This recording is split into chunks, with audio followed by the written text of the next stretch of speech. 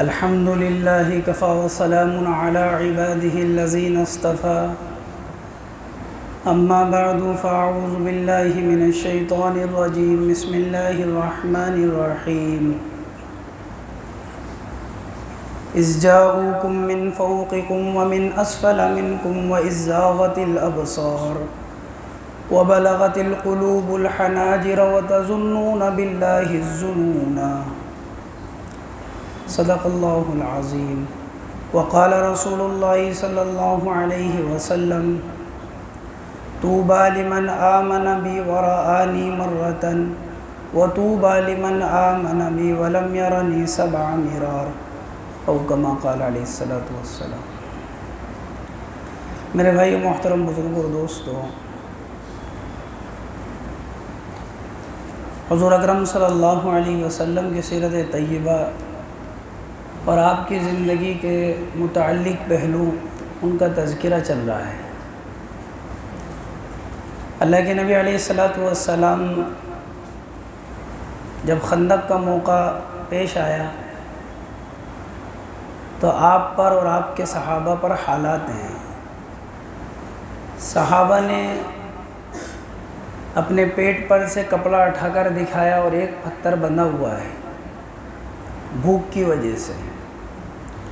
اللہ کے نبی علیہ الصلوۃ والسلام نے اپنا کپڑا اٹھا کر دکھایا تو 2 پتھر بندھے ہوئے ہیں۔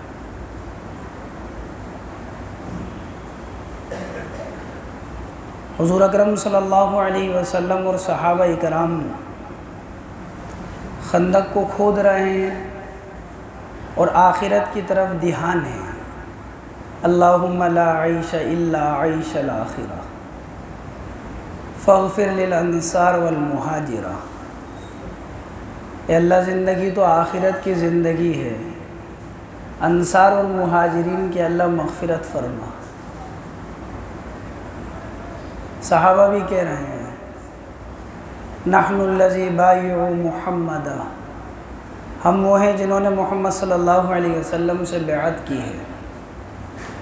اسی حال کے اندر جب خندق کی کھدائی مکمل ہو گئی تو اتنے میں مکہ کے سردار ابو سفیان کی ماتحتی میں 10,000 کا لشکر آ پہنچا۔ جب یہ اس جگہ پر پہنچے تو انہوں نے دیکھا کہ یہ تو معاملہ بالکل الگ ہے، یہ تو یہاں کا طریقہ نہیں ہے۔ اس لیے جو پلان بنا کر آئے تھے، جو سوچ کر آئے تھے، وہ سب فیل ہو گئے کہ خندق کے اس پار کیسے جائیں۔ ادھر حضور اکرم صلی اللہ علیہ وسلم اور صحابہ موجود ہیں۔ اللہ کے نبی علیہ الصلوۃ والسلام نے صحابہ کی 3 جماعتیں بنائیں، الگ الگ چوکیاں وہ اپنی جگہ پر تھیں، 3 جماعتیں بنائیں۔ اس کے علاوہ ایک جماعت دشمن کے مقابلے میں، ایک جماعت حضور صلی اللہ علیہ وسلم کی حفاظت کے لیے، اور ایک جماعت مدینہ کے اندر یہود مدینہ کا دھیان رکھنے کے لیے کہ وہ کوئی چال تو نہیں چل رہا ہے، جبکہ ان سے عہد و پیمان ہوا ہے۔ اور یہ عرصہ ادھر اللہ کے دشمن ہیں، ادھر ایمان والے ہیں، اور یہ کافی وقت گزرتا چلا گیا۔ ایک طرح سے مسلمانوں کا محاصرہ ہے یہ کہ وہ اس پار نہیں آ سکتے اور وہ اس پار نہیں آ سکتے، لیکن اس کے علاوہ آگے تو جا سکتے ہیں۔ اللہ تبارک و تعالی قرآن کریم میں اس کا تذکرہ بھی فرماتے ہیں۔ ادھر دشمنوں سے مقابلہ ہے کفار و مشرکین۔ مدینہ کے اندر جو یہود کا ایک قبیلہ رہا کرتا تھا، بنو قریظہ، تو یہ جو قبیلہ تھا اس نے غداری کی۔ بنو نذیر کا سردار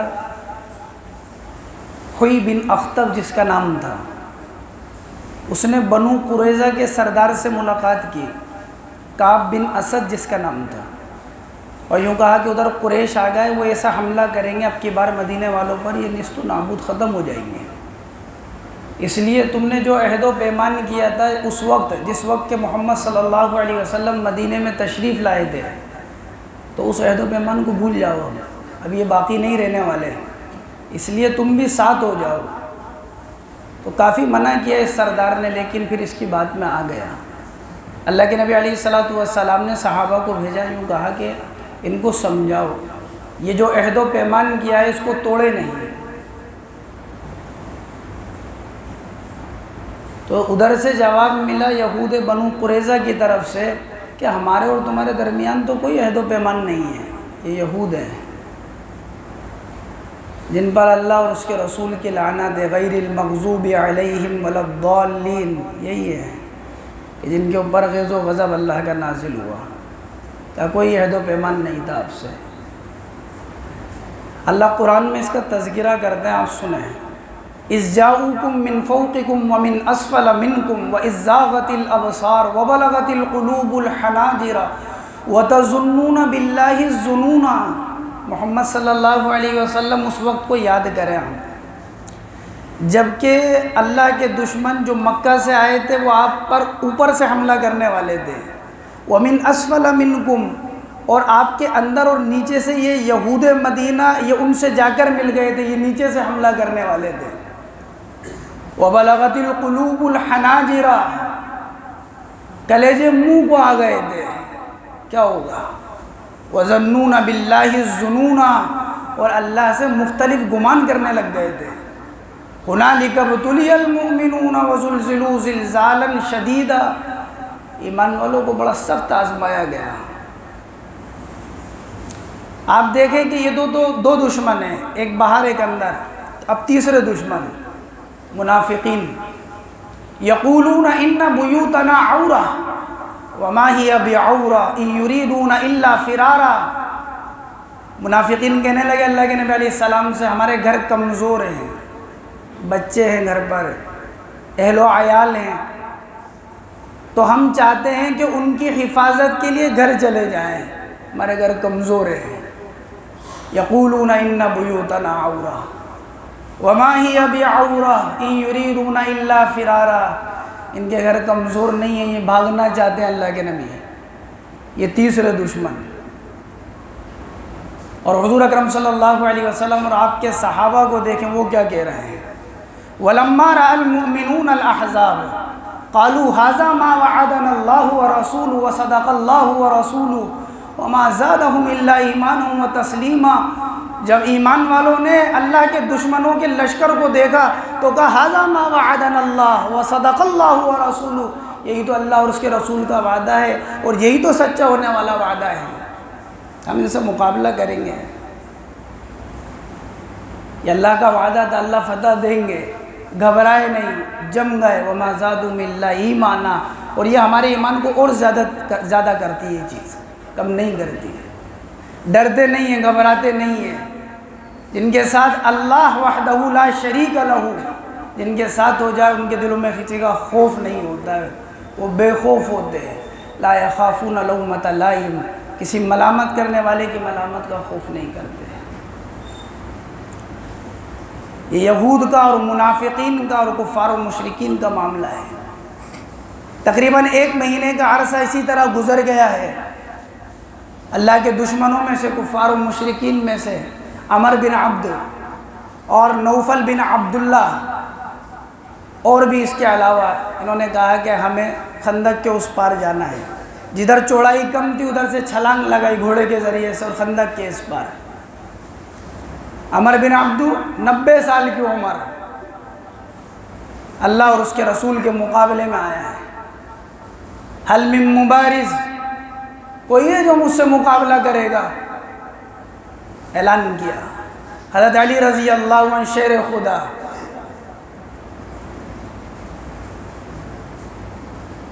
حضرت علی رضی اللہ عنہ فرماتے تھے انا الذی سمیتنا حیدر، میں وہ ہوں جس کا اس کی ماں نے حیدر نام رکھا ہے، بہادر جنگجو جس کا نام رکھا ہے، لیس غابات کریہ المنظرہ، میں وہ ہوں جیسے جنگل میں شیر ہوتا ہے ایسے میں ہوں۔ حضرت علی نے کہا میں تیرا مقابلہ کروں، 90 سال کا ہے اور جنگ کے اندر آیا، حضرت علی کم عمر ہے علم میں مقابلہ کرنے کے لیے، کہا بچوں کو دعوت نہیں دیے، بڑوں کو لاؤ، تم سے مقابلہ نہیں کرنا چاہتا، میری شان کے خلاف ہے۔ حضرت علی نے فرمایا لیکن میں تو کرنا چاہتا ہوں. غصے میں آ گیا, ایک وار کیا حضرت علی رضی اللہ عنہ پر. حضرت علی نے ڈھال سے روکا, تھوڑا سا یہاں پر زخم آیا. حضرت علی رضی اللہ عنہ سنبھلے اور ایک وار کیا اور زمین میں چت جہنم واصل. شیر خدا ہے. نوفل بن عبداللہ گھوڑے کے ذریعے سے چھلانگ لگانا چاہتا تھا, اللہ کے رسول کو قتل کرنا چاہتا, نعوذ باللہ. وہ خندق کے اندر گر گیا گردن کے بل اور وہیں جہنم واصل ہو گیا. مشرکین نے کہا 12,000 درہم دیں گے, اس کی ناش ہمیں دے دو. اللہ کے نبی نے کہا ہمیں کیا کرنا ہے اس کی ناش کا, اٹھا کر لے کے جاؤ, لے جاؤ, تمہارے 12,000 درہم دی تمہیں. یہ معاملہ بنو قریظہ اور مشرکین مکہ اور منافقین کا ہے. اسی دوران صحابی رسول سعد بن معاذ رضی اللہ عنہ تیر چل رہے تو دونوں طرف سے اس کے ذریعے سے مقابلہ ہو رہا تھا. اور ایک دن تو ایسا ہوا کہ عصر کی نماز قضا ہو گئی, دوسرے دن ظہر عصر اور مغرب تینوں نمازیں قضا ہو گئی. اس وقت کے اندر صلاۃ الخوف جو نماز ہوتی ہے جب کسی سے جنگ ہوتی ہے, اس وقت کے اندر ایک جماعت مقابل میں ہوتی ہے, ایک جماعت نماز ادا کرتی, وہ ابھی تک اس کا حکم نہیں آیا تھا, اس لیے یہ قضا ہو گئی. تو حضرت سعد بن معاذ رضی اللہ عنہ کو ایک زہر آلود تیر آ کر لگ گیا شہ رگ کے اوپر. سعد بن معاذ رضی اللہ عنہ یہ مدینے کے اندر انصار میں سے تھے, اوس کے سردار, قبیلہ اوس کے سردار.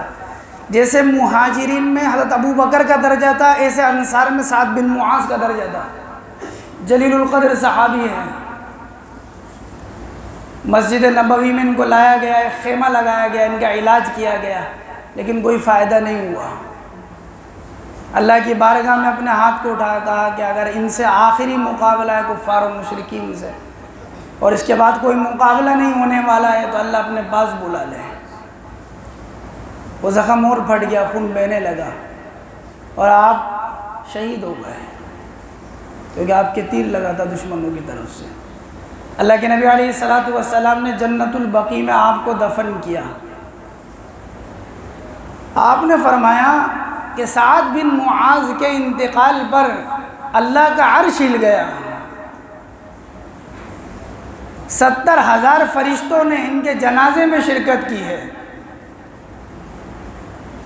حضرت جو ہے جنت البقیع سے واپس آ رہے تھے اللہ کے نبی, اور رو رہے ہیں زار و قطار, اور آپ کی داڑھی مبارک سے آنسو گر رہے ہیں.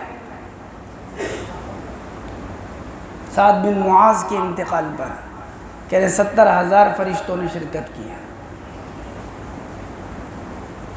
یہ سعد بن معاذ رضی اللہ عنہ کے جنازے سے اور ان کے دفن سے جنت البقیع میں آپ کو دفن کیا. اللہ کے نبی علیہ السلام فارغ ہوئے. اللہ کا کرنا اتنے میں یہ ہوا, قبیلہ غطفان کا سردار حضور اکرم صلی اللہ علیہ وسلم کے پاس وہ آئے, اور آپ علیہ الصلوۃ والسلام کے ہاتھ پر ایمان لے کر آ گئے. اور یہ قبیلہ غطفان بھی کفار و مشرکین کی طرف سے آیا تھا, لیکن سردار ایمان لے کر آئے, اور چھپ کر ایمان لے کر آئے. اللہ کے نبی علیہ الصلوۃ والسلام سے فرمانے لگے اگر آپ کہیں تو کوئی حیلہ کروں جس میں ان میں یہود میں اور کفار و مشرکین جو مکہ سے ان میں آپس کے اندر لڑائی ہو جائے. آپ نے فرمایا کہ جنگ میں اس کی اجازت ہے, اور آپ نے اجازت دی. اور انہوں نے حیلہ یہ کیا, یہود سے کہا کہ یہ تو چلے جائیں گے واپس مکہ, مسلمانوں سے تمہارا سامنا ہوگا, کیا کرو گے اگر یہ چھوڑ کر چلے گا, کیا بھروسہ ہے ان کا. کہ اگر بھروسہ لینا چاہتے ہو تو 10 آدمی ان کے رکھ لو اپنے پاس, پھر ان کا ساتھ دو. اور ادھر ان سے سفیان سے کہا, ابو سفیان سے کہا کہ یہود بنو قریظہ وہ تمہارا ساتھ نہیں دیں گے. ابو سفیان نے فوراً کہا کہ کل ہمیں حملہ کرنا, تم ہمارا ساتھ دو گے؟ اگر 10 آدمی دو گے تو ساتھ دیں گے. کہا کہ وہ بات سچ لگ رہی ہے جو غطفان کے سردار نے کہی. آپس میں انتشار ہو گیا, ادھر انتشار ہوا, ادھر صحابہ نے فرمایا اللہ کے نبی اللہ سے دعا کریں. اللہ کے نبی نے اپنے ہاتھ کو اٹھا, اللہم استر عوراتنا وآمن روعاتنا, اللہ خوف میں امن نصیب فرما اور ہماری حفاظت فرما. آپ نے یہ دعا فرمائی. اللہم منزل الکتاب سریع الحساب حازم الاحزاب اللہم اہزمہم وزلزلہم. بخاری میں ہے. آپ نے دعا فرمائی. اللہ نے عذاب نازل فرمایا کہ ہوا بھیج دی اور ہانڈیاں اور دیگچیاں الٹ گئیں اور ڈیرے اور تمبو سب اکھڑ گئے اور ہوا ایسی چلی کہ ایک دوسرے کا ہاتھ پکڑنے لگے اور بھاگنے لگے وہاں سے. یہی دعا کری تھی اللہ کے نبی علیہ السلام نے کہ دشمنوں کے پیٹھ کو پھیر دے اللہ. اور اللہ نے اس طرح اس لشکر کو جو حملہ کرنے کے لیے آیا تھا ناکام اور نامراد اور خسارے کے ساتھ یہاں سے واپس کر دیا. اسی سے متعلق انشاءاللہ